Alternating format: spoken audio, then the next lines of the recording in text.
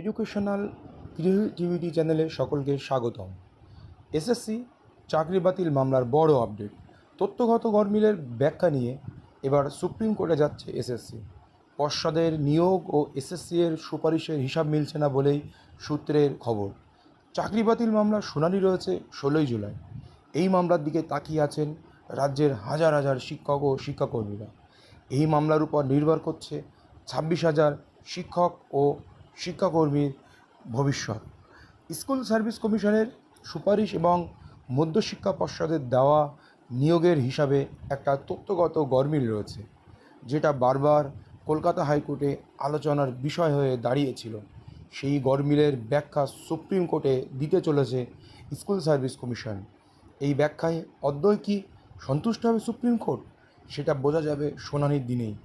School service commission এখন এই নিয়ে তৎপরতার সঙ্গে কাজ করে চলেছে, যাতে যোগ্য শিক্ষকদের চাকরি থাকে।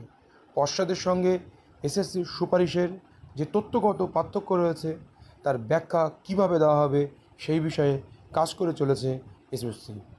এই বিষয়ে আইনজীবী ফিরদৌস শামীম বলেন, এই মামলা যখন কলকাতা হাইকোর্টে চলছিল তখন বোর্ড এবং এসএসসি হলফনামা জমা করেছিল। তাতে দেখা যায় বোর্ড এবং এসএসসির হিসাবে মিলছে না। সেটার উপর ভিত্তি করে সিবিআই তদন্ত হয়েছিল। নিশ্চিতভাবেই তারা যে তথ্য দেবেন, সেই তথ্য যদি আগের দেওয়া তথ্যের সঙ্গে গরমিল হয়, সেক্ষেত্রে আদালত তার বিচার করবেন।